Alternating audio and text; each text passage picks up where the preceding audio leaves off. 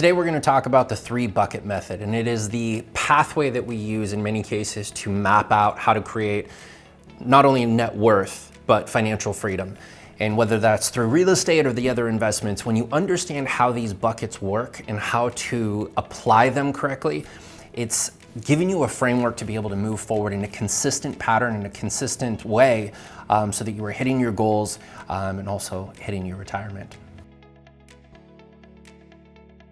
Number 1, the lifestyle bucket. Now this is your mortgage, this is your car payments, this is the 10 streaming apps that your kids begged you to download.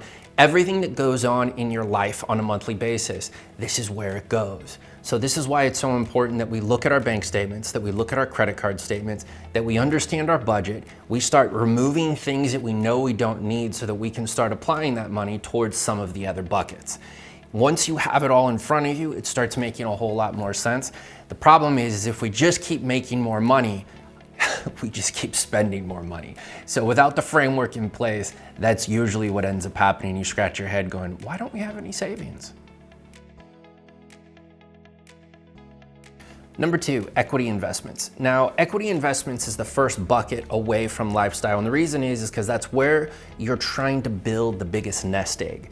So it could be short-term flips. Let's say that you're lending someone money at 10% and 2 points. Let's say that you are putting it into CDs. Let's say that you're doing usually safer investments, and the entire goal of the equity investments is to continue to build that so that you can deploy. Number 3, the cash flow bucket. Now this is my favorite bucket, of course, and I love it because of what it encompasses and what it means. It means freedom, it means having your money work for you, and I go out to the mailbox and we have checks. Like, that's a wonderful feeling. But the thing it's not, and here's where I think a lot of people get confused, is they try to jump from the lifestyle bucket directly into cash flow. And what happens is they don't have the down payment in order to do so. So they skip the whole equity position bucket. So now they go in, they've got no down payment or a limited down payment, which means you're paying too much on the loan, which means you're not cash flowing. So instead of having a cash producing asset, you have a liability that is draining your account every month. That is not the way to invest. So take that aside and understand that that is where a lot of people fall to the side. That is why this bucket sequence is so important. Lifestyle, equity position, then you get the cash flow. And once that cash flow starts kicking in, the cash flow starts kicking in back into your lifestyle. That gives you the ability to go on more vacations and then spend more time with your family. In which case, you're feeling good, you're making more equity position investments, which is continuing to grow. Then you're investing more in cash flow.